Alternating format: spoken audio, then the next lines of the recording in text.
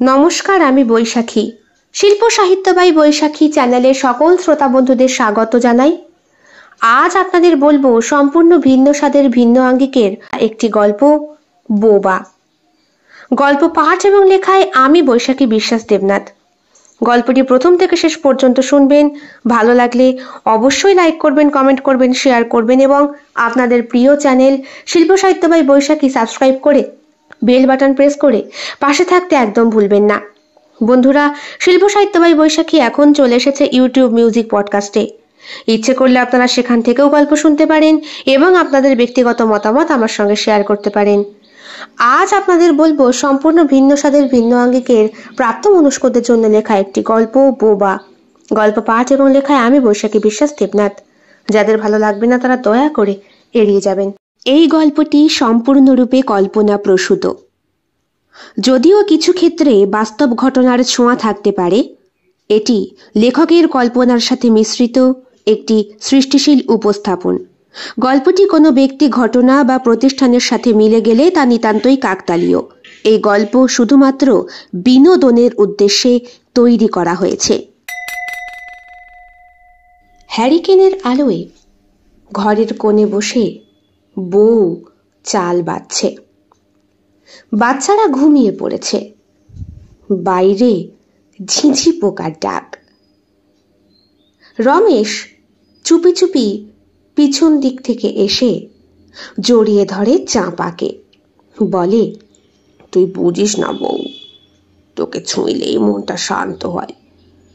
দিনভর কাম করি, কিন্তু শান্তি পাই শুধু তোর গায়ের গন্ধে। চাঁপা লাজুক প্রকৃতির মেয়ে, লজ্জায় গুটিয়ে নেয় নিজেকে।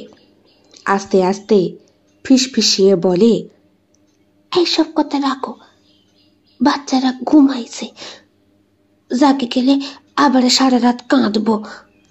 আমিও তো মানুষ গো, আর আবার কিছু হইলে আমি আর পারুম না। রমেশ তার কাঁধে মাথা রেখে ধীরে ধীরে বলে, আমি জানি তুই কষ্টে আছিস, সংসারের সব বোঝা একা টানিস, কিন্তু বউ, তোকে একটুখানি কাছে না পাইলে আমারও কষ্ট হয় রে। আমি তোর ভালোবাসি, জোর করবার মতো না, চাই শুধু তুই আপন মনে আমার কোলে আসিস।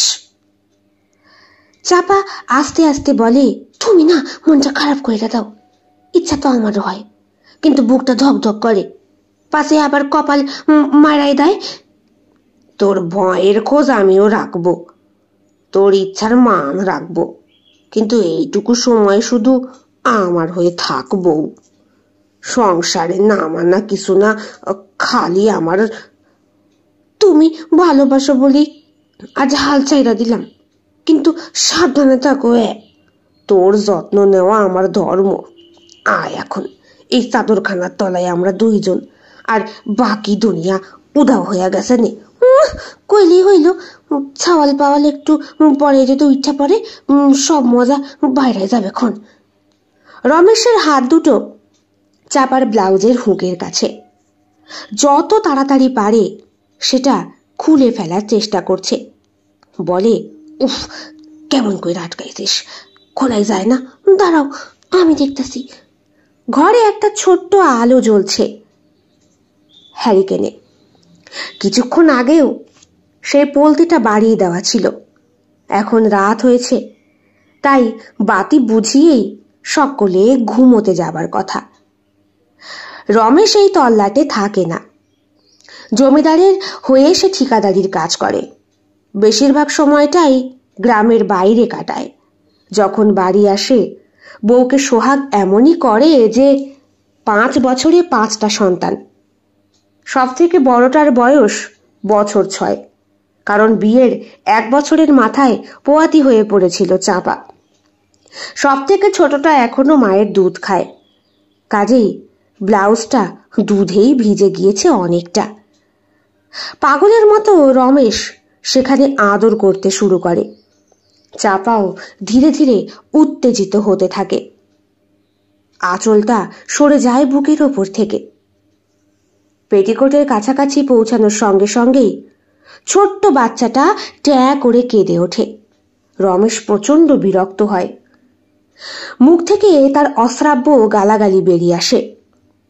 চাপা বলে, অমর কথা কইও না, ছাওয়াল এইটা, বুঝছো? বাকিগুলা মাইয়া। তাতে কি হয়েছে? মায়াগুলা লক্ষ্মী, বোঝে, বাপ মারে একটু সময় দিতে হয়, চুপচাপ ঘুমায় যায়। আর এই পোলাখান হয়েছে।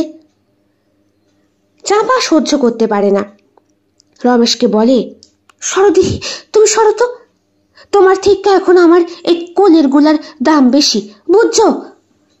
ছোট্ট শিশুটাকে কোলে আঁকড়ে ধরে চাপা। নিজের পরে থাকা শাড়িটা বুকের কাছে গুটিয়ে নিয়ে হুক খোলা ব্লাউজ থেকে তার স্তন বার করে শিশুর মুখে ধরে। রমেশ খালি বুকের ওপরে হাত বোলায়। ঘুমাইলো? না, এখনো ঘুমায় নাই। ওহ, আর ঘুমাইছে শালা। পাশ ফিরে চুপ করে শুয়ে পড়ে রমেশ। বলে, তোদের লাইগা দিনভর কাম করি, রাইতে আইসা একটু বউয়ের আদর চাইলে তুই এইসব কথা কস। আয় না, কটাক্ষণ বস, মনটা যাইছে তো একটু কাছে টানি। কি যে কও, এই যে আমি কি করবো কও দেখি? দিনের বেলা খুদের ভাত পড়েনি, ছাওয়াল পেট খালি নিয়ে কেমনে ঘুমাবে কও তো? উঠলো বলে বড়খানা। তুমি জানো না, আবার যদি কিছু হয়, বারে বারে হইলে পেটে আবার কিছু আইসা পড়ে। আর এই খুদের বয়স এখন কিটা? এমন কিছু হইলে আর একটা আইলে আর সামলানো যাইবে না গো। তোর ভয় আমি বুঝি, কিন্তু সব ভয় ঢাক কইরা যদি তোর একটুখানি কাছে পাই তো মনটা শান্ত হয় তো। আমি বুঝি, আইসা আমারও কম যায় না, কিন্তু সংসারটা টানতে টানতে এখনো কাঁধে কইরা কোমর ব্যথা হয়ে গেছে। আর কখনো মন আর চায় না আমার, বুঝছো? এই সংসার শুধু তোর নয়, আমারও। আয় না কটা মিনিট, একটু খালি খালি সংসার করি। তুমি যে কি কও, দেখতেছো তো কোলে বাচ্চাটা রয়েছে, কিছু হবে না, তুই শুয়ে পড় দিহি। কি যে কও না। কিছুতেই শোনে না রমেশ। চাপা শুয়ে পড়তে বাধ্য হয়। একদিকে তার ছোট্ট শিশুকে সে স্তন দিচ্ছে, আরেকদিকে রমেশ তার স্বামীর অধিকার ফলাচ্ছে। একটু উত্তেজনাতে বলে ওঠে চাপা, হাসতে, দেখো তুমি এমন করলে আবার যেমন তেমন হয়ে না যেখানে সেখানে চলে যায়।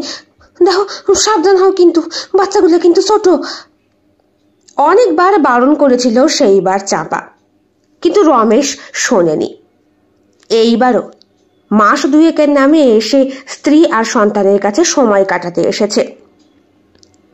যেই দিন রমেশ যাবে সেই দিন মাসিক হওয়ার কথা ছিল চাঁপার, কিন্তু হলো না। এমনিতেই শরীরে রক্তের অভাব তার নেই, প্রত্যেক মাসেই সময় সময়, কিন্তু এতগুলো বাচ্চা বিয়ানোর পর সবে শুরু হয়েছে তার মাসিক ক্রিয়া। এমন অবস্থাতেই আচমকা বন্ধ। ফোন নেই, তাই রমেশকে বলার সুযোগও পায় না সে। রমেশ আবার একটা বড় ট্রাকে করে রওনা দেয়। রমেশ শুধু একা না, এই তল্লাটে আরো অনেক পুরুষ আছে যারা গ্রামে খাটে না, খাটে গ্রামের বাইরে। ওই পূর্বস্থলীর দিকে অনেক ঠিকাদারির কাজ হচ্ছে। জমিদার মশাই বেশ ভালো মোটা অঙ্কের টাকা দেন, কাজেই ওদের সংসারটা ভালোভাবেই চলে। রমেশকে টাটা করে বাড়ি আসতে যেতেই হঠাৎ করে মনের ভেতরটায় কেমন যেন কু ডাকে চাঁপার। মাসিকের সময় তার তো দেরি হয় না, তাহলে হঠাৎ একদিন করে পিছিয়ে যাচ্ছে কেন? পেটে হাত দিয়ে মাটির ওপরে থপ করে বসে পড়ে চাপা। আবার সর্বনাশ হইল, এবার আমি কি খাওয়াবো? বাড়িতেই আসছিল চাপা, এমন সময় পুষ্পরানীর সঙ্গে দেখা। পুষ্পরানীও চাঁপার মতোই, তবে তার আবার ছাওয়াল পাওয়াল ওই দুটি, একটি ছেলে একটি মেয়ে। ভগবান আশীর্বাদ করেছেন এমন যে একইবারে দুই যমজ সন্তান। তারপর থেকে কিভাবে যেন পুষ্পর আর সন্তান হলো না। পুষ্প চাপাকে ডেকে বলল, অচাপা, বসে আছিস কেন? কি হয়েছে? আর কইও না বৌদি, ওনারে কত কইরা বারণ করছি, সাবধান যাও সাবধান যাও, দিছে খন আবার ঢাইলা, আবার বোধহয় পেটে বাচ্চা আইছে। কইস কি? তুই দেখি এবার কতগুলো বিয়াবি ক দেখি, ছয়খানা তো হয়ে যাবে না? সবারই একটা চিন্তার বিষয় চাপার সন্তান আসাটা। দিন 7 হয়ে গিয়েছে। চাপা এখনো পর্যন্ত রক্তের মুখ দেখেনি। প্রতিদিনই রান্না করে নাইতে যাবার পথে একটা বেল কাটা সঙ্গে করে নিয়ে যায়, কিন্তু সাহস হয় না।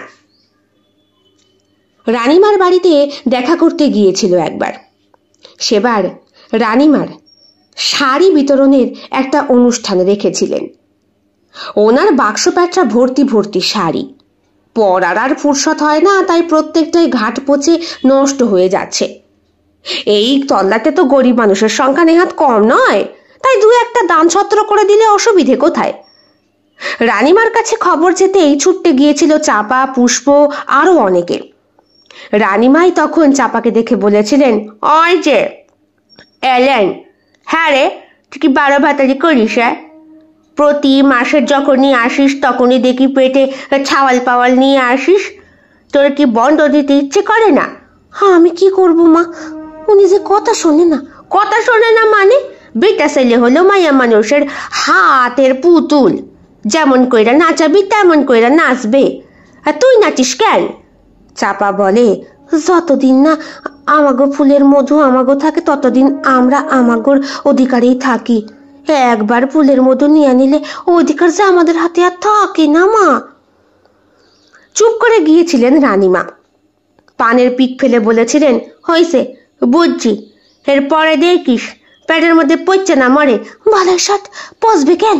পেটে হাত রেখে কথাটা বলেছিল চাপা। তখন তার ছোট ছেলেটা পেটে। এর আগে 4-4টে মেয়ে, এবার একটা পুত্র সন্তানের কামনায় পূর্ণিমার রাতে কাছাকাছি এসেছিল স্বামী স্ত্রী। আনন্দে রমেশের মুখে তখন কত ভালোবাসার সম্বোধন বেরিয়েছিল চাপার প্রতি। চাপা যেচেই বলেছিল, আজ একটু আমার আদর কইর তো। কেন, কি হব?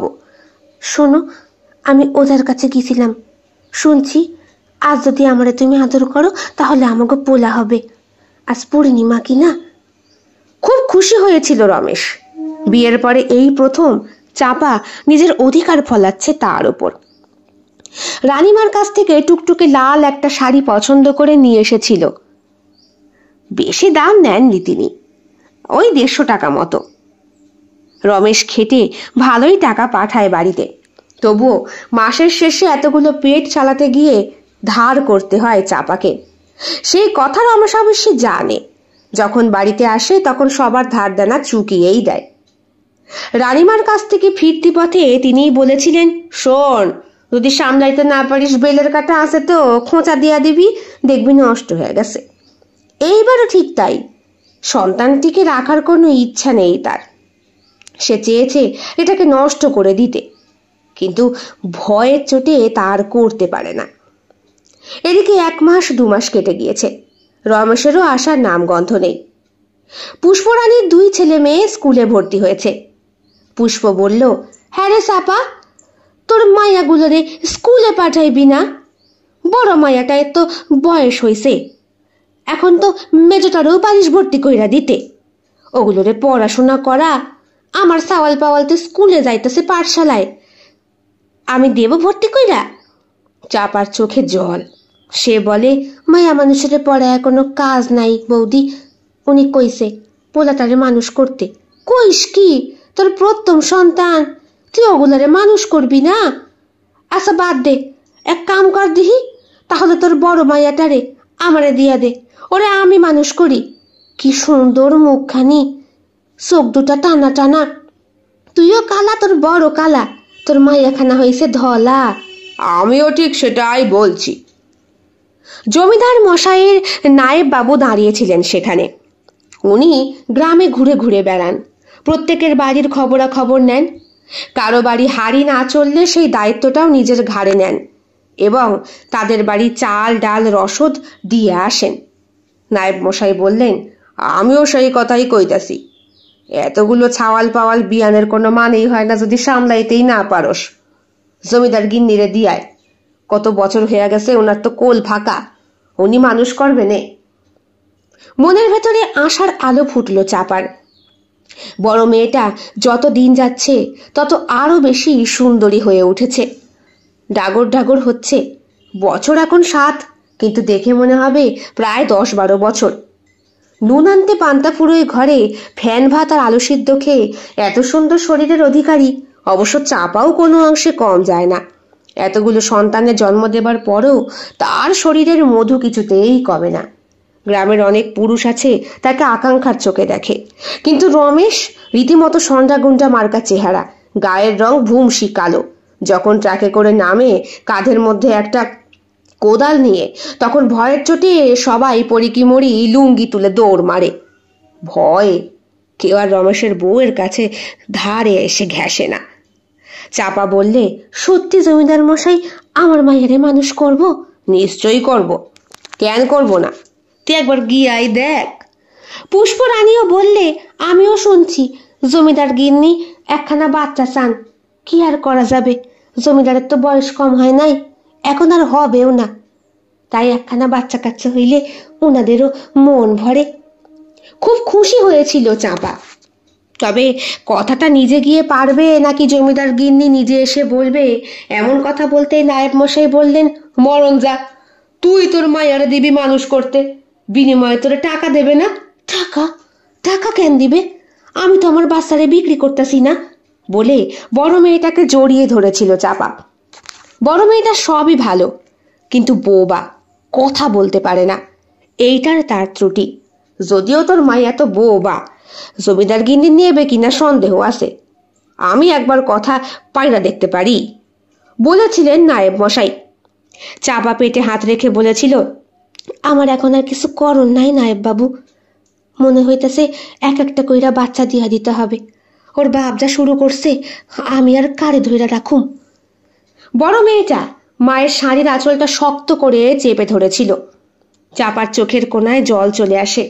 সে বলে, মায়া মানুষের অসুবিধার কথাটা একটু বোঝ মা, বরং ওই বাড়ি গিয়া তুই ভালো থাকবি, সুখে থাকবি, ভাত খাবি পেট ভইরা, তোর মাথার চুলগুলো ঘন হবে, সুন্দর হবে। মেয়েটা চোখের ইশারায় না বলে। প্রথম মা বলি শুনেছিল চাপা এই বড় মেয়ের কাছ থেকে। কলিজার ধন এইটা। চাপার কাছে তার প্রত্যেক সন্তানই সমান, সে মেয়ে বলে কি আর ছেলে বলে কি। কিন্তু রমেশ মেয়েগুলোকে সহ্য করতে পারে না, বিশেষ করে রাতে। অতদিন পর বাড়ি এসে মেয়েগুলো যখন মাকে জড়িয়ে ধরে ঘুমিয়ে থাকে, রমেশের তখন যেন মনে হয় মেয়েগুলোকে কেনাকাট লাথি মেরে মেরে ফেলতে, কিন্তু পারে না চাপার জন্য। সন্ধ্যাবেলা পুষ্পরানীর সঙ্গে চাপা জমিদার বাড়িতে যায়। জমিদার মশাইয়ের বাড়ি আজ একটা মহাসমারোহে অনুষ্ঠান হচ্ছে। জমিদার বাবু এবং জমিদার বাবুর গিন্নির 25 বছর বিবাহ বার্ষিকী পূর্ণ। গ্রামের লোকজনের নিমন্ত্রণ আছে দিন 7 ধরে। আজকে ওনাদের বাড়ি বিশেষ অতিথিরা এসেছেন। শহর থেকে অনেক বড় বড় মাপের লোক এসেছেন। একটা 8 পৌড়ে শাড়ি পরা সুন্দরী বধূ, দেখে মনে হচ্ছে হয়তো 2-3 মাসের পোয়াতি। তাকে দেখে চোখটা থেমে যায় জমিদার বাবুর এক অতিথির। ছেলেটির নাম সমর্পণ, কলেজে পড়াশোনা করায়। জমিদার বাবুর কাজের সূত্রেই তার সাথে আলাপ। জমিদার বাবু চাইছেন গ্রামে একটা স্কুল প্রতিষ্ঠা করতে। এবার সেইখানে শিক্ষক নিয়োগের কাজ করতে গেলে কলেজ থেকে শুরু করে ওপর মহলের আরো হাতের দরকার। জমিদার মশাই এই গ্রামের জন্য কম করেননি। সমর্পণ চুপ করে চাপার দিকে কিছুক্ষণ তাকিয়ে থাকে। চাপা আর পুষ্পরানী ঢুকেছিল পিছনের গেট দিয়ে। সমর্পণ তখন বাথরুমে যাচ্ছিল। ওদেরকে দেখে বলল, আপনারা কারা? আর আপনারা পিছনের গেট থেকে কেন ঢুকছেন? সামনের গেট দিয়ে ঢুকুন। চাপা তার বড় মেয়ের হাত শক্ত করে ধরে রেখেছে। সমর্পণ বলল, আপনারা বুঝি অতিথি? হাগে না বাবু, আমরা কেন অতিথি হব? আমাগো খাওয়ান দাওয়ানের বন্দোবস্ত জমিদার বাবু করছে। আগামীকাল থেকে 7 দিন সবার বাড়ি খাবার পৌঁছা যাবে। শুনতেছি জমিদার বাবু আর ওনার বউয়ের নাকি 25 বছর পূর্ণ হইল। হ্যাঁ, ঠিকই শুনেছেন। তা আপনি কি জমিদার বাবুর সঙ্গে দেখা করতে এসেছেন? তাহলে ওই দিক দিয়ে ঘুরে আসুন, এখানে তো বাথরুম, এখানে এসে কি করছেন? সমর্পণের চোখে তখন চোখ পড়ে চাপার। ছেলেটার বয়স ওই 30-32 বছর হবে, রমেশের থেকে অনেকটাই ছোট। চাপা তার 8 পৌড়ের শাড়ির ছেঁড়া অংশটা ঢেকে কথা বলার চেষ্টা করে রমেশের সঙ্গে। পুষ্প বলে, তোর কথা কইতে হবে না, আমি তো কথা কইতেছি নাকি। আচ্ছা বাবু, ওই দিক দিয়ে যাই তাহলে, আবার জমিদার বাবু বকা দেবে না তো? না না, জমিদার বাবু বকা দেবেন কেন?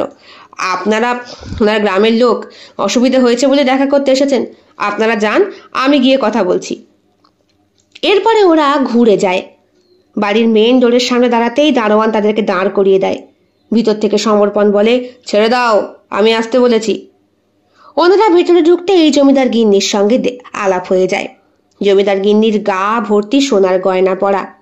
জমিদার বাবুও হাতে সুরা পান করছেন। চাঁপাকে দেখে বললেন, কি ব্যাপার, সকালবেলা আসা যেত না? তাছাড়া তোদের খাবার বন্দোবস্ত করেছি তো আমি আগামী 7 দিন, তোদের বাড়ি বাড়ি খাবার পৌঁছে যাবে, রান্না করবি না, ব্যাপার স্যাপার কি? চাঁপা ছুটতে গিয়ে জমিদার বাবুর পায়ে পড়ে।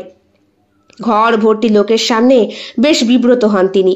চাপা বলে, রক্ষা করেন বাবু, রক্ষা করেন। 6খানা সাওয়াল পাওয়াল হইতে চলল, আর পারতেছি না। একখানারে আপনারা রাখেন, মানুষ করেন, ভালো করে লেখাপড়া করান বাবু। এসব কি বলছিস, পাগল হলি নাকি? জমিদার বাবু যেহেতু মদ্যপান করেছেন, তাই কি বলছেন না বলছেন হয়তো ওনার হুঁশ জ্ঞান নেই। তবে চাপার কাঁধ ধরে জমিদার গিনে তাকে দাঁড় করালেন।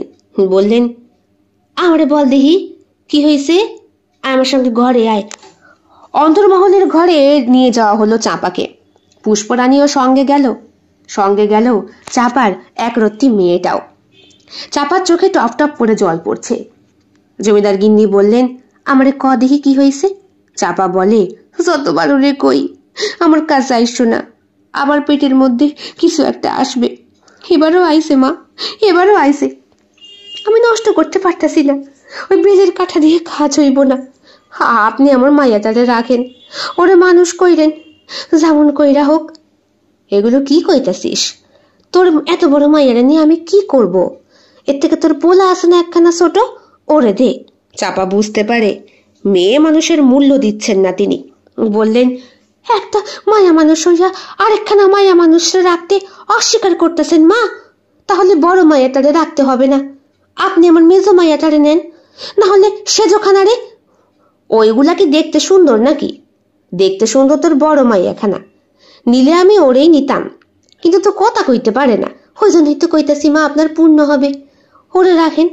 7 চলে রাগ করে না, কিচ্ছু কয় না, 2টা শুধু খাইতে পড়তে দিয়েন, তারই সব হইবে খুন। কিছুক্ষণ চুপ করে থাকে জমিদার গিন্নি। ঘরের ভেতর থেকে অশোক বাবু ডাক দিলেন। অশোক বাবু জমিদার মশাই। কি ব্যাপার, এদিকে একটু শোনো, এখানে কথা আছে। আসি বললেন তিনি। চাপা তুই বস, আমি চাকর বাকরে পাঠাই দি, 2টা খাইতে দেবে খন। এখান থেকে তুই আর তোর মায়া খাইয়া নে, আর পুষ্প তুইও খাইয়া যা, আর বাড়ির জন্য নিয়ে যা, আজ পোলাও আর মাংস হইছে। পুষ্প দাঁত বের করে বলে, আচ্ছা মা, আপনি যা বলবেন তাই হবে খন। ওরা চুপ করে বসে থাকে। দেখতে পায় চাপা। জমিদার মশাই ওনার স্ত্রীকে কি একটা যেন বলছে। সেখানে সমর্পণ নামে ছেলেটিও চুপচাপ দাঁড়িয়ে। ওর নাম যে সমর্পণ সেটা জানতে পেরেছিল চাপা যখন ঢুকতে যাচ্ছিল। তখন, এ কি আপনারা, এই চোর ছাচর নাকি? আগে আমি চোর না বাবু, এই গ্রামেরই লোক। জমিদার বাবু আমারে চেনে, আমি চাপা কলি। চাপা কয় আমারে। ও আচ্ছা, আমিও জমিদার বাবুর গেস্ট। কি? অতিথি, সমর্পণ। সমর্পণ তাকিয়ে রয়েছে চাপার মেয়েটার দিকে। চাপার মেয়েটার গায়ে ব্লাউজ নেই, 8 পৌড়ে করে ডুরে কাটা শাড়ি পরা, মাথার চুল দুদিকে বেনুনি বাঁধা, তাও আবার ছাপার ফিতে দিয়ে, কপালে ছোট্ট একটা কালো টিপ, হাতে 2-1টা কাঁচের চুড়ি, গলায় কালো একটা কাঁড় বাঁধা, তাতে ছোট্ট একটা মাদুলি ঝুলছে। চাপা মেয়েকে বুকের মাঝে জড়িয়ে ধরে চুপ করে বসে রয়েছে। কিছুক্ষণ পর জমিদার গিন্নি ফিরে এলেন। বললেন, তোর বাবু রাজি হয়েছে, দে তোর মায়াটারে আমারে দে। চাপা জমিদার গিন্নির পায়ে পড়ে বলে, আপনারে ধন্যবাদ মা, আপনি আমারে উদ্ধার করলেন। চাপার বমি পেয়ে যায়। সে ছুটতে বাইরে বেরিয়ে হড় করিয়ে বমি করে দেয়। পুষ্প বলে, আর বুঝতে বাকি রইল না, তোর পেটে আবার একখানা আইছে। জানি না বাপু, পারেও সত্যি রমেশ ভাই। চাপা তার মেয়েকে জমিদার গিন্নির বাড়ি রেখে আসবে চিরদিনের জন্য সামনের সপ্তাহে। জমিদার গিন্নি বলেছেন, এমন কইরা তো নেওয়া যাবে না, ওরে শুদ্ধ করতে হবে, ওরে গোত্রে তুলতে হবে। আমাকে গোত্রে না তুললে ওরে আমি কি কইরা নি কদেহি? তাহলে আমি কি করব মা? এক কাজ কর, আমি পুরোহিতরে খবর দিব, ঠিক আছে? তুই তোর মাইয়ারে আমারে দিয়া যাবি, ওর একটা পূজা হবে, তারপরে ওরে নেওয়া হবে। তারপরে সত্যি ওরে নেওয়া হবে মা? হ্যাঁ, সত্যি ওরে নেওয়া হবে, আমার মতো কইরা ওরে মানুষ করব। তুই একদম ভয় পাস না, বুঝছিস? চাপা ঘাড় নেড়ে হ্যাঁ সম্মতি জানায়। 3-4 মাস হয়ে গিয়েছে, এখনো পর্যন্ত রমেশ আসেনি। এদিকে চাপার পেটের ভেতরের বাচ্চাটাও একটু একটু করে বড় হচ্ছে। বড় মেয়েটাকে না দিয়ে আসলে পেটের ভাত জোগাড় হবে না। দিন কতক পরে জমিদার বাড়িতে অনুষ্ঠান মিটে যাওয়ার পর রাজপুরোহিত এলেন। বললেন, 3 দিন পরেই নাকি চাপার মেয়ের অভিষেকের একটা ডেট ফিক্সড হয়েছে। ওই দিনই চাপা তার মেয়েকে ভোরবেলা গঙ্গার পাড়ে রেখে আসবে। সেইখান থেকে নতুন করে ওই মেয়েকে উদ্ধার করা হবে, যেন গঙ্গায় ফেলে দিয়ে যাওয়া সন্তানকে উদ্ধার করার মতো। মেয়েকে উদ্ধার করে বাড়ি এনে পুজো করা হবে, তারপরে তাকে গোত্রে তোলা হবে। অন্তত চাপাকে তাই বলেছিল সবাই। পুষ্পকে চাপা বলে, আমার মায়াটার কোনো ক্ষতি হবে না তো? আমি আমি যে বড্ড ডরাই। ভয়ের কিছু নাই, কিছু হবে না, তোর মাইয়াখানা বরং ভালো থাকবে। আমার কথাটা মিলায় নিস, তোমার কথার উপরে বইলাই তো দিয়াইতাছি বৌদি, কিছু হবে না তো? কিছু হবে না। কিন্তু বোবা মেয়েটার চোখে যেন টপ টপ করে জল পড়ে। সে তার মাকে না বলতে চায়। তারপরে নিজের ছোট বোনগুলোর মুখের দিকে তাকায় তার ভাইটার মুখের দিকে। মায়ের বুকের দুধও এখন পরিমাণে অনেক কমে এসেছে, হয়তো ছোট ভাইটাকে বাঁচানো যাবে না।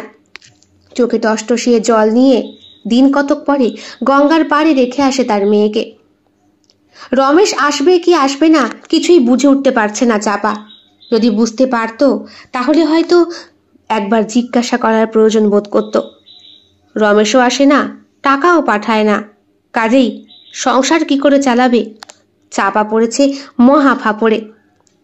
গঙ্গার পাড়ে মেয়েকে রেখে আসতে গিয়ে চাপা লক্ষ্য করে সেখানে জমিদার বাবুর বেশ কয়েকজন লেঠেল দাঁড়িয়ে, একটা লাল রঙের পুঁটুলি বাঁধা। চাপার হাতে দিয়ে লেঠেল বললে, এতে টাকা পয়সা আছে, জমিদার গিন্নি পাঠাইছে, কিছু গয়নাও আছে, আর ওই যে পেটি, অনেকগুলো ভর্তি বাক্স প্যাটরা। আর একজন লেঠেল বললে, এগুলো সব তোমার বাড়ি পৌঁছায় যাবে সময় মতো। চাল ডাল তেল নুন আনাজপাতি সব আছে, আর এর মধ্যে অনেকগুলো টাকা আছে। ইচ্ছা করলে তুমি গ্রাম ছাইরা অন্য কোথাও গিয়ে থাকতে পারো, বুঝছো? না না, গ্রাম ছাইরা কেন যাবো? আমার মাইয়াখানারে আমি দেখুম না। কেমন তার মা তুমি? নিজের ইচ্ছায় নিজের বাচ্চারে বিক্রি করতেছো, আবার কইতাছো তোমার মাইয়ারে তুমি দেখবা? এই যে গঙ্গায় দিয়া গেলা, ধৈরা নাও বাচ্চা বিসর্জন হয়েছে। হ্যাঁ, এসব কি কইতাছো তোমরা? এই বলে চাপা চিৎকার করে মেয়ের হাতটা ধরে তাকে নিজের কাছে টানতে চায়, কিন্তু ততক্ষণে একজন লেঠেল ওর মেয়েকে কাঁধে তুলে নিয়ে দৌড় দিয়েছে। চাপাও পিছনে দৌড়াতে শুরু করে, কিন্তু পেটে বাচ্চা আসার দরুন সে বেশিক্ষণ দৌড়াতে পারে না। কিছুক্ষণ পর সে উপলব্ধি করে তার পা দিয়ে কোনো একটা তরল গড়িয়ে পড়ছে। গঙ্গার মাটি ভিজে যাচ্ছে তার রক্তের ধারায়। পেটের বাচ্চাটা দৌড়তে গিয়ে নষ্ট হয়ে গিয়েছে হয়তো। প্রচন্ড পেটের যন্ত্রণায় গঙ্গার পাড়েই চিত হয়ে শুয়ে পড়ে চাপা এবং চিৎকার করে কাঁদতে থাকে। ওর সমস্ত শাড়ির আঁচল এবং শাড়ির সায়া ভিজে যাচ্ছে রক্তের ধারায়। চাপার যখন জ্ঞান আসে তখন সে দেখে পুষ্পরানীর ঘরে সে শুয়ে। পুষ্পরানী ওর মাথায় পাখা দিয়ে হাওয়া দিচ্ছে, বলছে, ভালো হয়েছে, আপদ বিদায় হয়েছে। ওর দেখি আমি ডাক্তারের খবর দিছি, দেখা কইছে তোর পেটে কোনো সাওয়াল পাওয়াল নাই। পেটের মধ্যে ওই মাসিক হইতে একটু দেরি হয়েছিল, তবে আজকে কোনো একটা ধাক্কা ধুক্কা লাইকা বাইরে গেছে। ভালো হয়েছে। গঙ্গার পাড়ে কি পিছলাইয়া পড়ছিলি? চাপা কিচ্ছু বলতে পারে না। বোবা কান্নায় বুকের ভেতরটা তার জন্য ফেটে যায়। পুষ্পকে জিজ্ঞাসা করে, আমার মাইয়া, মাইয়াটারে দেখছো? ও মা, তুই জানিস না তোর মাইয়ার আজকে অভিষেক হবে? জমিদার বাবু, গিন্নি আর জমিদার বাবুর বাড়ির ওই যে পোলাখানা ছিল না, সবাই মিল্লা আজকে মন্দিরে গেছে তো গাড়ি কইরা। এই তো কিছুক্ষণ আগেই সব লোকজন মিলে একসাথে গেল। সবাই দেখা কত খুশি হইছে। তোর মাইয়া খানার ভাগ্য এবার খুলবো। সবাই কইতাছে কয়েক বছর পর তোর মাইয়া ফিরে আসে নাকি, তারা চিনতেই পারবে না তার মারে। চাপা চুপ করে থাকে। তার মনে এখন ভয় হচ্ছে, অভিষেক হবে তার মেয়ের। সত্যি? বোবা মেয়েটাকে একটা ঘরে বন্ধ করে রেখেছে জমিদার মশাই। ওনার বাড়ি প্রায় দিনই অনুষ্ঠান চলে। অনুষ্ঠানের শেষে প্রত্যেকটি বড় বড় মানুষকে বিনোদনের জন্য জ্যান্ত পুতুলের বন্দোবস্ত করেছেন তিনি। কদিন আগেই এখানে কলেজ শুরুর কাজটা বন্ধ হয়েছিল। ওপর মহলের কর্তারা কিছুতেই রাজি হচ্ছিলেন না। শেষ পর্যন্ত সমর্পণের বুদ্ধিটা কাজে লাগে। সেই দিন সমর্পণ ডেকেছিল জমিদার বাবুকে, বলেছিল না চাইতেই হাতে চাঁদ পেয়ে যাচ্ছেন জমিদার বাবু। আর গিন্নিমা আপনাকেও বলি, আরে ওরা গরিব ঘরের বউ, বছরের পর বছর একটা করে বাচ্চা বিয়ায়, ওদের আবার সন্তানের প্রতি কোনো মোহমায়া জন্মায় নাকি কোনোদিন? তার থেকে মেয়েটাকে আপনি কিনে নিন, আপনারই কাজে লাগবে। তার উপরে শুনলেন তো বোবা, সাত চড়েও রা করে না, মুনাফাই মুনাফা। মেয়েটি সুন্দর, যত বড় হবে তত সৌন্দর্য আরো বাড়বে। কয়েকটা বছর ওকে খাইয়ে পড়িয়ে লালন পালন করে কাজে লাগিয়ে দিন আপনার। যারা যারা আসবে তাদের প্রত্যেককে বিনোদন করবে ও, আর থাকবে এখানে রাজরানীর মতোই। বেশ্যারাও তো রাজরানী হয় ওদের আচার আচরণে। আবার এমন বেশ্যাও আছে যারা নিজেদের ইচ্ছে ছাড়া কোনো পুরুষকে স্পর্শও করতে দেয় না। এইসব তুমি যা কইতেছো, তাতে কোনো অসুবিধা হবে না তো? অসুবিধে? কি অসুবিধা হবে? ও বুঝে এইখানে থাকবে না, ও থাকবে কলকাতার বাড়িতে, সেইখানে। আর সেইখানে থেকেই কাজকর্ম করবে। ওর বাবা মা জানবে ও অনেক দূরে থাকে, এতে কারোরই কোনো অসুবিধা নেই। কাজটা কিন্তু ভালো হবে জমিদার বাবু, একটু ভেবে দেখবেন। সাপও মরবে, লাঠিও ভাঙবে না। তাছাড়া বাবুরা তো সবসময় চায় নতুন নতুন ফুলের গন্ধ শুকতে। গিন্নিমাকে দিয়ে আর কাজ হয় না। গিন্নিমাও দু চোখের জল ফেললেন। আজ এতগুলো বছর হয়েছে ওনার গর্ভে কোনো ফুল আসেনি। আসবে কি করে? জমিদার বাবুর মনকে শান্ত রাখার জন্য রাতের পর রাত, দিনের পর দিন যে পরপুরুষের সঙ্গে রাত্রিবাস করতে হয় ওনাকে। জমিদার বাবু নিজে কখনো পৌরুষত্ব ফলাতে পারেননি, কারণ ছোটবেলা থেকেই উনি অকেজ। অন্যের কাছে নিজের স্ত্রীকে দিয়ে নিজের মুনাফা বৃদ্ধি করে যাচ্ছেন সমানে। কিন্তু তারও বয়স হয়েছে, সুতরাং এখন তো অন্য একটা পাখির দরকার। প্রথমত জমিদার গিন্নি যখন চাপার মেয়েকে নিয়ে গেল, বছর 2-3 খুব ভালো সেবা যত্ন করলো, খাওয়ালো, পড়ালো, তাকে আরো সুন্দর করে গড়ে তোলালো। বোবা মেয়েটা নিজের নামটা সই করতে পারে। চাপার মেয়ের নাম রেখেছিল মালতী, কিন্তু এখানে এসে তার নাম বদলে গিয়ে হয়েছে কানন। কাননে ফুল ফুটছে একটু একটু করে। ওইদিকে চাপা আর চাপার অন্যান্য সন্তানেরা। রমেশ বাড়ি ফিরে এসে যখন জানতে পারলো চাপা তার মেয়েকে বিক্রি করে দিয়েছে, চাপাকে মারধরের বদলে আরো বেশি সোহাগ করলো। এও বলল, ভালো হয়েছে, খুব ভালো হয়েছে, আপদ বিদায় হয়েছে। সব কটা মায়ারে একটা একটা করে বেচ্চাতে দেখি, তাহলে আমাকে পোলা হবে, আর সেই পোলাগুলারে দিয়া কাম করাইতে পারবো। আর পোলা হইল গিয়া ভবিষ্যৎ, মায়া মানুষরে বিয়া দিতে হবে, খরচের পর খরচ। তুই কি আমার কথা বুঝিস না? চাপা চুপ করে চোখের জল ফেলে, আর রমেশ তার লুঙ্গি তুলে পুরুষ সত্তা বিরাজ করায় তার উন্মুক্ত উরুর মাঝে। দেখতে দেখতে চাপা আরো বেশ কয়েকটা বাচ্চার জন্ম দেয়, কিন্তু তার মেজ মেয়েটা আচমকায় কলেরায় মরে। সেজ মেয়েটা জলে ডুবে মারা যায়। ছোট মেয়েটা হারিয়ে যায়, তাকে খুঁজেই পাওয়া যায় না। আর এরপর ছেলেগুলোর মৃত্যু পালা শুরু হয়। দেখতে দেখতে রমেশের প্রায় 10টি সন্তান ছিল, মেরে কেটে এখন একটা সন্তানে গিয়ে ঠেকেছে। আর ওদিকে বছরও সমানে কেটেই চলেছে একটা একটা করে। প্রত্যেক দিন রাতে সহবাস করতে করতে চাপার বড় মেয়েটার শরীরটাও বেশ কাহিল, কিন্তু তাকে কাজ করতে হয়, না হলে এখানে ভাত জোটে না। আর ভাত না জুটলে শরীরে শক্তিও হয় না। সমর্পণ সেই দিন চাপার বড় মেয়ের সঙ্গে দেখা করতে এসেছে। প্রথমতই তাকে দেখে ওর খুব পছন্দ ছিল, কিন্তু চাপার বড় মেয়েটা যেহেতু অনেকটাই ছোট, তাই সমর্পণ ওর ওপরে অধিকার ফলাতে পারেনি। কিন্তু আজ সুন্দর ডাগর ডগর মেয়েটাকে দেখে সমর্পণ নিজেকে সামলাতে পারে না। সমর্পণ চাপার বড় মেয়েটার কাছে আসে। কাননের কাছে এসে তার উন্মুক্ত পিঠে নিজের হাত রাখে। কানন সদ্য স্নান করে আয়নার সামনে বসেছে সাজগোজ করবার জন্য। বয়স যত বাড়ছে তত কাননের রূপ লাবণ্য আরো বেশি বৃদ্ধি পাচ্ছে। তার ফর্সা পিঠের মাঝে একটা লাল তিল আছে।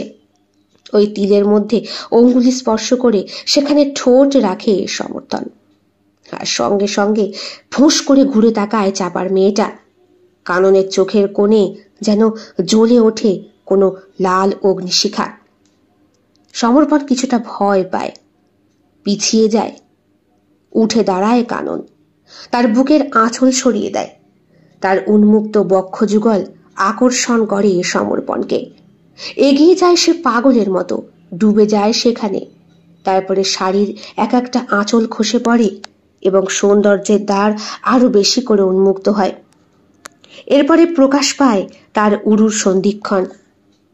আজ এত বছর পর নিজের গুপ্ত বাসনা পূর্ণ করার অভিপ্রায় বিছানায় চিৎ করে শুইয়ে দেয় সমর্পণ চাপার মেয়ে কাননকে। কাননও পূর্ণ সম্মতির সঙ্গে বিছানায় শুয়ে পড়ে। এরপরে সমর্পণ তার ওপরে যখনই তার পুরুষ সত্তা ফলাতে যাবে, নারী শরীরকে দেখে উত্থিত অঙ্গ যখন জানান দিচ্ছে তার পৌরুষত্ব, ঠিক তখনই বালিশের তলায় লুকিয়ে রাখা একটা ছোট্ট ধারালো ছুরি নিয়ে সজোরে তার অন্ডকোষটা কেটে ফেলে মেয়েটা। বোবা মেয়ের মুখ থেকে কোনো শব্দ না বেরোলেও সমর্পণের মুখ থেকে একটা আর্তনাদ বেরিয়ে আসে। বাইরে তখন অনুষ্ঠান হচ্ছে, বিরাট অনুষ্ঠান। জমিদার গিন্নি এবং তার বরের আজ 32তম বর্ষ পূর্ণ হয়েছে। আজ প্রচুর লোকজন আসবে, নাচা গানা হবে। আর এই কারণে আজ কাননকে আরো বেশি সুন্দর করে সাজতে বলা হয়েছে। কাননের অঙ্গ বিক্রির টাকায় প্রচুর মুনাফা হয়েছে জমিদারের। কানন একবার শুনেছিল জমিদার বাবু মদ্যপান করতে করতে ওনার স্ত্রীকে বলেছেন, চাপা ভাবলো কি করে ওর মতো একটা নিচু জাতের মেয়ের বাচ্চাকে আমি আমার বাচ্চার নাম দেব? কত বড় বোকা মেয়ে মানুষ, চিন্তা করো। ওর মেয়েকে আমি গোত্রে তুলবো? আরে গোত্রে তুলবো না রে, তোর মেয়েকে দিয়ে আমি শুদ্ধিকরণ করাবো তার শরীরের। রমেশ তো একটা বোকা পাঁঠা, এইখানেও একটা বউ রেখেছে, শহরেও একটা বউ রেখেছে। আমি খোঁজ খবর নিয়ে সব জানতে পেরেছি। সত্যি বলছো? তা নয় তো কি, না হলে এই কানে বোঝো না, এখন 6-7 মাস পেরিয়ে গেলেও রমেশের টিকিটই পাওয়া যায় না।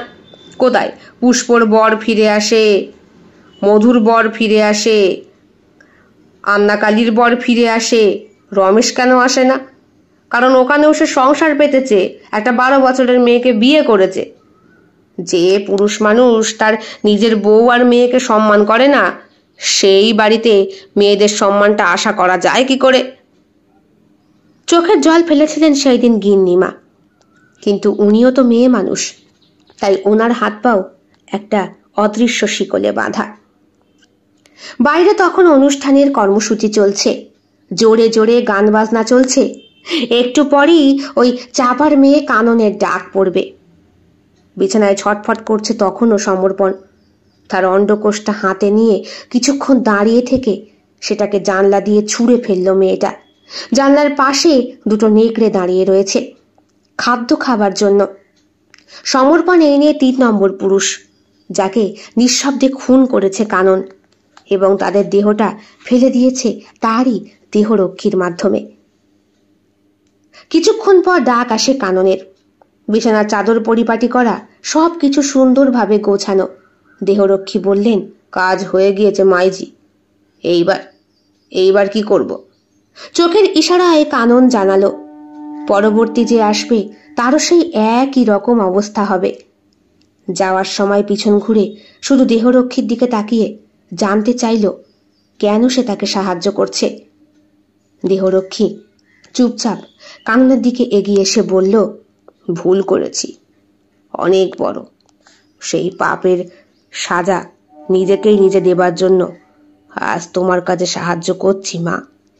তুমি আমায় পাপ মুক্ত করো। চাঁপার মেয়েটা কানন চুপ করে তাকিয়ে থাকে ওই দেহরক্ষীর দিকে। ছোটবেলায় এনার ছবি দেখেছে মনে হচ্ছে, কিন্তু কিছুতেই মনে করতে পারছে না। কানন সুন্দর করে সেজেগুজে সিঁড়ি দিয়ে নেমে আসে। ওকে দেখেই জমিদার বাবু এবং তার গিন্নিমা হাত উঁচু করে কাঁধে হাত রেখে সবার সাথে পরিচয় করিয়ে দেয়। কাননও খুব ভালো করে জানে এর পরের পদক্ষেপ কি, তবুও নিঃশব্দে তার ঠোঁটের কোণে হাসি ফুটে ওঠে। ঠিক তখনই কাননের মনে পড়ে বহু বছর আগে এই লোকটার ছবি সে তার বাবার কাছে দেখেছিল। বাপের একটা প্যান্ট ছিল পরার, একটা কালো রঙের প্যান্ট। ওই কালো রঙের প্যান্টটা পরে এই বাপ সব সময় ওই কলকাতা যাতায়াত করত।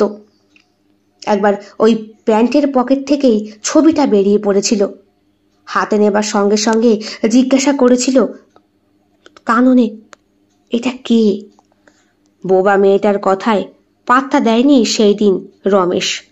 তবুও উত্তর দিয়েছিল, তোর দাদু, বুঝলি, কলকাতায় থাকা দাদু। তখন বুঝতে পারেনি, কিন্তু এখন বুঝতে পারছে। এই দেহরক্ষী আজকে থেকে কাননের সঙ্গে নেই। কানন যবে থেকে এখানে দেহ ব্যবসা শুরু করেছে তবে থেকেই। কানন কথা বলতে না পারলেও কানে শুনতে পায়। এইটুকু স্পষ্ট সে বুঝেছিল এই দেহরক্ষী এখানে কাজ করতে এসেছেন কোনো অভিপ্রায় নিয়ে, কারণ ওনার সংসারটা সম্পূর্ণ শেষ হয়ে গিয়েছে। ওনার একমাত্র মেয়ে গলায় দড়ি দিয়ে আত্মহত্যা করেছে। সেই মেয়ের ঘরে 4টে মেয়ে সন্তান জন্মগ্রহণ করেছিল।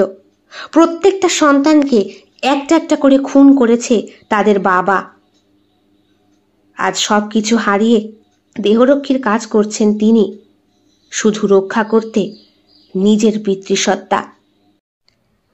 জমিদার গিন্নি চোখের ইশারা দিলেন।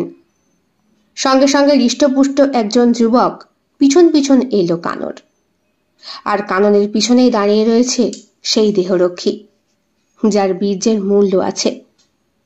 কাননের চোখ এখন অপেক্ষার, কবে রমেশ আসবে এবং নিজের হাতে নিজের পিতার গলা টিপে খুন করবে। ছোটবেলায় একবার ঝগড়া করতে শুনেছিল মাকে। মা চিৎকার করে বাবাকে বলেছিল, তুমি পারলে আমার সঙ্গে এমন করতে, আমার সঙ্গে পারলে এমন করতে।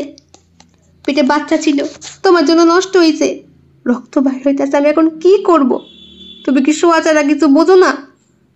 বাবা তখন মাকে খুব মেরেছিল। শুধু মারেইনি, মারতে মারতে দরজাটাও ঠাস করে বন্ধ করে দিয়েছিল। বাবার সংসার ছিল কলকাতায়, সেইখানেও বাবা মেয়ে সন্তানের জন্ম দিয়েছিল। সহ্য করতে পারেনি, কাজেই মেয়েগুলোকে একটা একটা করে খুন করে। নায়েব মশাইকে বাবাই খবর দিয়েছিল বড় মেয়েকে বিক্রি করে দেওয়ার জন্য। বড় মেয়েটাকে বিক্রি করলে অনেকগুলো টাকা পাওয়া যাবে, কারণ সে সুন্দরী এবং বড় হয়ে সে আরো সুন্দরী হবে। তাছাড়া চাপা আবার পোয়াতি হয়েছে, বলা যায় না। একবার ছেলে বিয়ানোর পরে পরপর যদি আরো বেশ কয়েকটা ছেলের জন্ম দেয়। কানন ঘরে ঢুকে দরজাটা বন্ধ করে দেয়। হৃষ্টপুষ্ট সেই ব্যক্তি একটা একটা করে জামা কাপড় খুলতে শুরু করে। কাননের ঠোঁটের কোণে আবার হাসি ফুটে ওঠে। আবার একটা শিকার, বাড়ির পিছন দিকে নেকড়েগুলোর খাবার। ওরাও পুরুষ, যে পুরুষ মানুষকে খেয়ে শান্তি পায়। দেহরক্ষীও এক পুরুষ, যে কাননকে রক্ষা করে শান্তি পায়।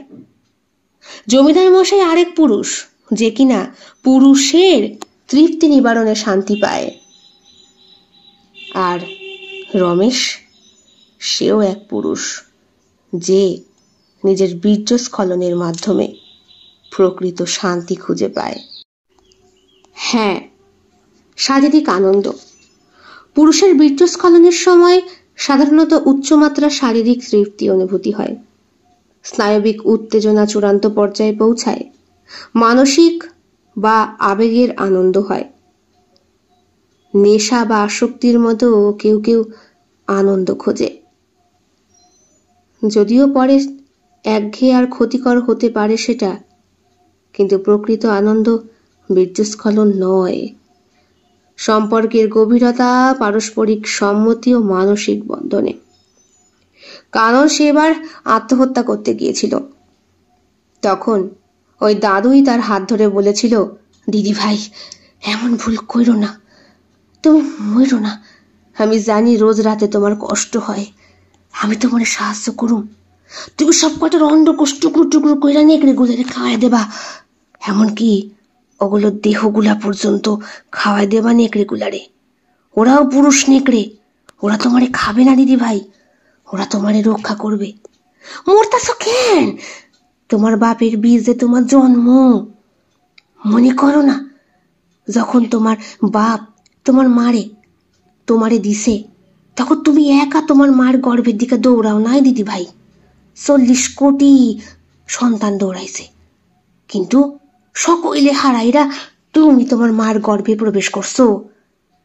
তারপরে তোমার মার গর্ভে তুমি নষ্ট হও নাই, মরো নাই অভাবের মধ্যে, একটা সুন্দর তরতাজা ফুটফুটে মাইয়া হইয়া জন্মাইছো। জন্মানোর পরেও তুমি মরো নাই, কারণ তোমার দিন দেখা বাকি যে দিদি ভাই। অভাবের মধ্যে থাইকাও তোমার রূপ খুলছে, তুমি সুন্দর হইছো। এরপর তোমার ভাগ্য তোমারে জমিদার বাড়ি আইনা ফেলাইছে। এই সবই তুমি নিজেই করছো তোমার সৌন্দর্যের জোরে। মনের জোর রাখো দিদি ভাই, মনের জোর সব থেকে বড় জোর।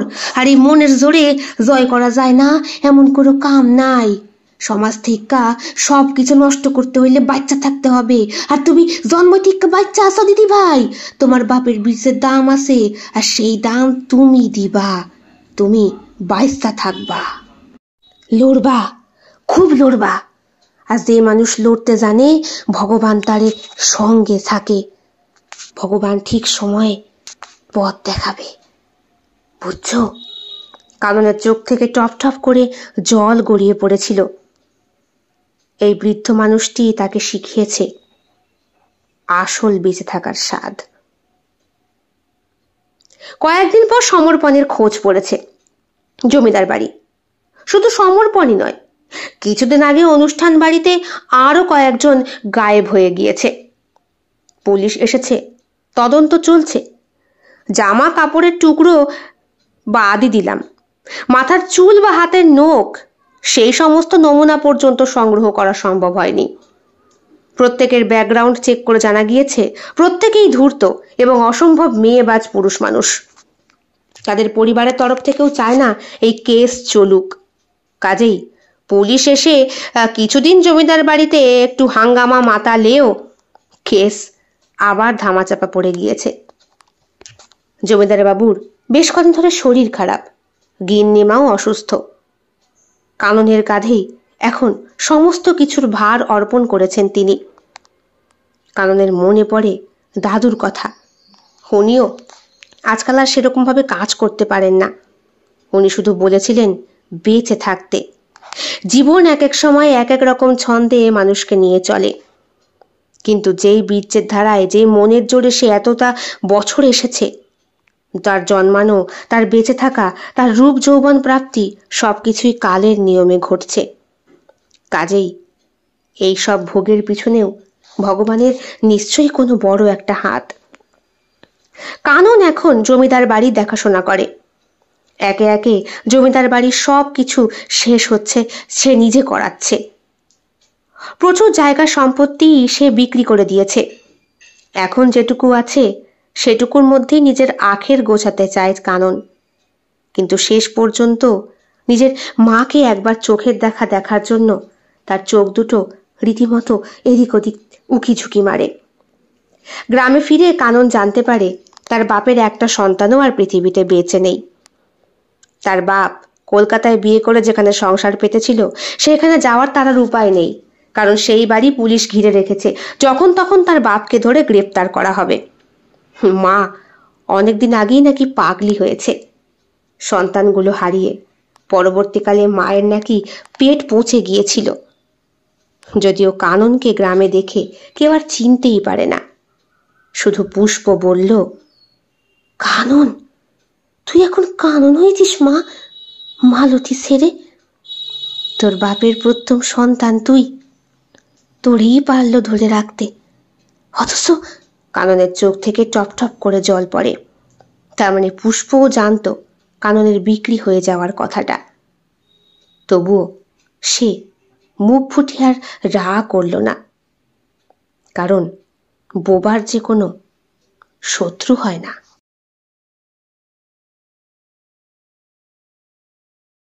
কেমন লেগেছে আজকের গল্প কমেন্ট বক্সে কমেন্ট করতে একদম ভুলবেন না।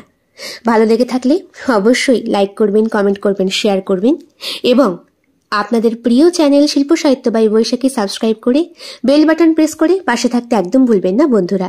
দেখা হবে খুব শিগগিরই আগামীকাল সম্পূর্ণ নতুন একটি ভিন্ন স্বাদের গল্পের সঙ্গে। আপনাদের সকলের উপস্থিতি একান্তভাবে কামনা করি। সকলে খুব ভালো থাকবেন, সুস্থ থাকবেন এবং একইভাবে সাহায্য এবং সহযোগিতার হাত বাড়িয়ে দেবেন। সবাই ভালো থাকবেন। শুভরাত্রি।